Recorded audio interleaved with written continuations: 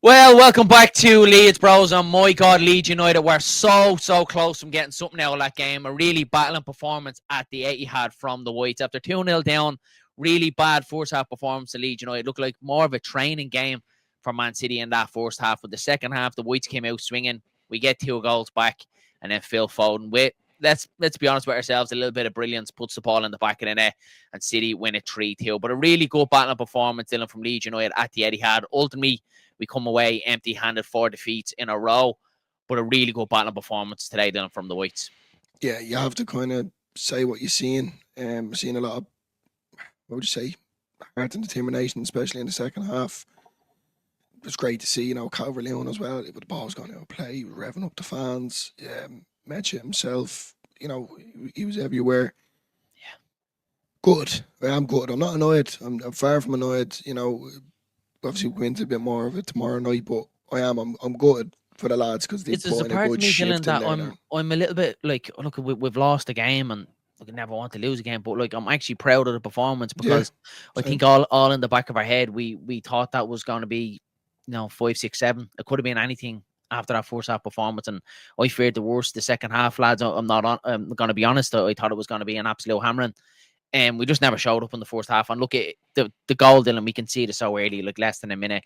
And again, it's from down that left hand side. Again, it's a cutback. Foden free in the box, and he gets a bit lucky and off the bar. It's a good finish, and you're kind of thinking then, look at going into the game, you want to hold City out for as long as you possibly can to give yourself a foothold in the game, and we didn't. Then you get the second one, you're thinking, oh, the floodgates are going to open now. So we get the halftime 2-0, and you don't really know what's going to happen now. But Daniel Farke, Dylan, look at whatever noise, I'm not going to sit here and banish the manager today. Whatever noise about him, he was brave enough to change it at halftime to the 3-5-2, 5-3-2, whatever way you want to call it. But And then it Leeds United worked. we're much better. And we've been calling it for weeks as Leeds fans, not just here on LeedsBros, all the other creators all across social media. We've been calling for that 5-3-2, and we look so much better, Dylan. So much better. We looked defensively, we looked a lot more solid. We were battling for each other through the middle of the park. We got a little bit more in the game. And then up front, Dylan, Calvert-Lewin and Meche being actually able to play off someone. There was really good signs there, Dylan. But just, so unfortunate. Disappointed we didn't get anything out of the game. But the other side of it as well, that's all you ask as a Leeds United fan. Commitment, determination and passion. And the lads had it today. Unfortunately, quality won the game. Look, I did put it in the group chat as well.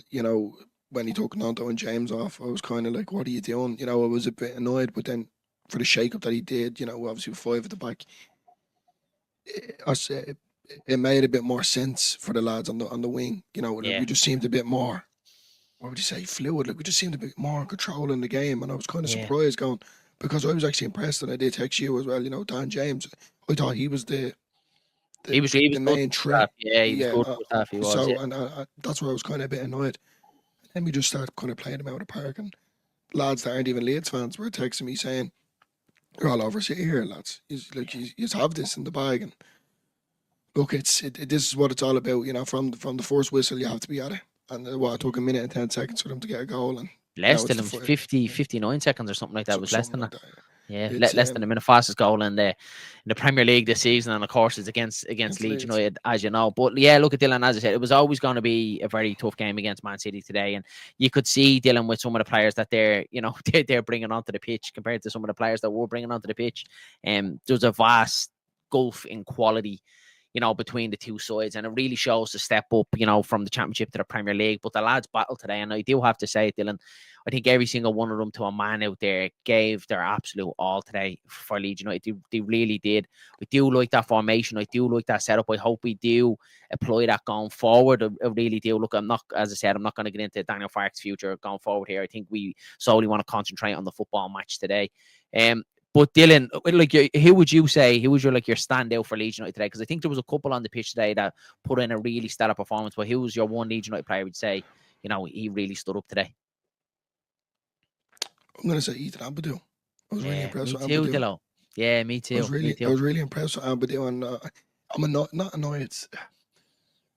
With the battle in midfield is always where you kind of hold the game, where it's won and lost sort of thing. So it's kind of expected for your captain or your leader on the pitch, and just that dogness that Ampadu has in him. Yeah. But then Impressed, Darren. Very impressed. It does I have hate to be to say said, it. the first half, Dylan, all of our midfield, I thought we were non-existent. Again, see our Non-existent. boy Yeah. passing us very easy. The second half performance, we really worked our way into it. And I was pleasantly surprised with Ilya Gruev as well. Dylan felt he went under the Yeah. radar as well. He was good today. And Tanaka, you know what you get from Tanaka as well. So much, much better in the second half performance. And that probably gives me a little bit more belief, Dylan, going into the 2 home games now against Chelsea and Liverpool next week. Again, going to be very tough games. But if we can perform to that level, you know, week in, week out, Dylan, we should be able to take points off people. And that's what we really haven't seen in the last couple of weeks, isn't it? We haven't seen that level of performance, that intensity, that commitment from the players. And if they could just give that, I know it's hard to give it, but if they can give it every single week, that commitment, you know, we should be fine in this division. But yeah, I'll be honest with you. You know, a top 6 club of every single performance and game that we've played, of every team so far, I was very, very impressed with that. Yeah. Man City are a great side. We know that. Like, Haaland was obviously very quiet tonight. Yeah. Very happy. I was already thinking, because there was a moment there, Dylan, where I felt like Leeds could have got a winner when it was 2-2. And I was already thinking in my head, I was like, I can't wait to tweet later on, like Pascal Struijk and Haaland in his pocket. And yeah, like, it's what football does. You done before the game, I was like, we're gonna lose 5 or 6. You know, towards the end of the game, I'm talking about Pascal Struijk, pocket and Haaland. So Haaland just didn't want to score. He knew, like, he's a Leeds lad. Let's be honest. He just said, "No, I can't do this to these boys. They're struggling as it is. I'm gonna go under the radar." Yeah, and that's me for the night. But you know, we talked about this a couple of weeks ago, Dan. You agreed with me. He was utilising every single player on that bench. Gruev, as you said there, really impressed. I said that he was going to come into this team. Look, obviously, because Longstaff and Stack are injured.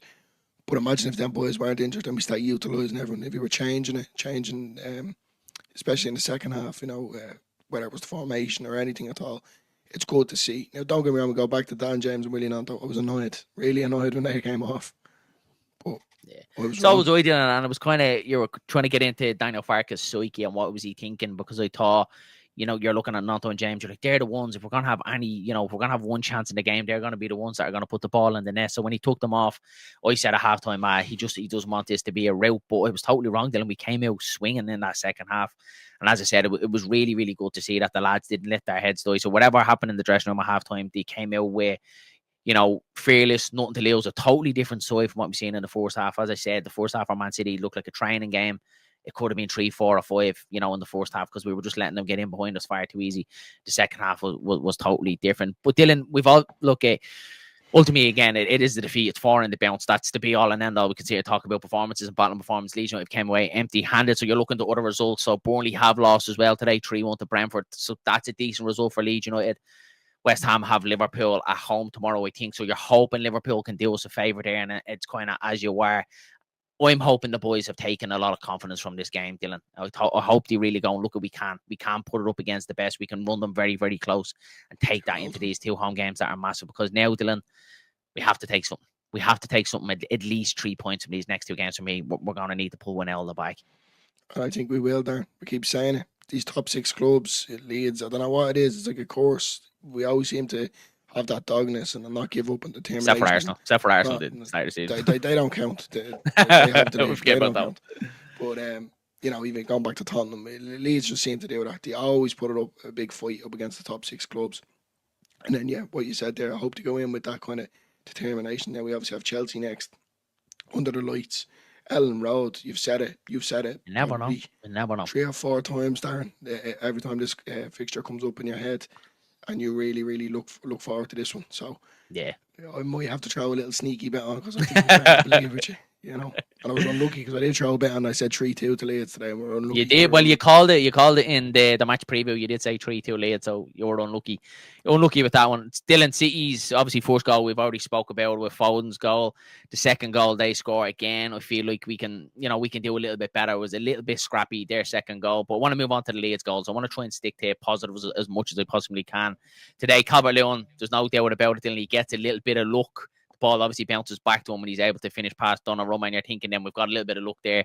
We've got a full hole in the game, and then we get the penalty as well. For me, it's a stone waller. There were him and Han about it on the commentary. I was watching on, I can't remember what channel, whatever I was watching on. There were him and Han saying, "Oh, I'm not too sure. I think Guardiola gets his body across the ball." For me, he definitely takes Calvert-Lewin down, and then he does get the ball. But Dylan Lucas Meche, I'd say he was saying his prayers when that ball bounced back to him, because not a particularly good penalty, good save from Donnarumma. It bounces back out to him, and Leeds make it 2-2, and then you're starting to dream then. That's what it's all about. It's all well and good making the first save, but you have to be ready for the follow up, and they aren't. And like, you know, you put it onto Mechi, it's a confidence. It's just constantly growing with that man. And you know, sorry, just real quick, you go back to that formation, play 2 up top, because Calvert-Lewin here, it's working. I was just about to say that as you were saying it there. I think so. I think we have to go with that 5 at the back. I think for me, that dynamic in midfield, we look a lot better, and the 2 up front with a little bit more about. So let's hope, fingers crossed, Daniel Farke sticks with that. So I really like it. But Dylan, that is it for the match reaction. Very unlucky from Leeds United today. Really good battling performance. Unfortunately, again, come away with nothing. And another big week coming up next week. Chelsea at home on Wednesday and Liverpool on Saturday. Leeds United can take a lot of confidence from that performance. Let's hope we can take something next week. So that's it from us. We will be back tomorrow night live at 8:30 to bring you all your talking points for the game as we break it down, what went wrong and what went right for Leeds United at the Etihad today. So don't forget, drop a like on the video, hit subscribe to the channel. Mind yourselves, mind each other. Catch you in the next one.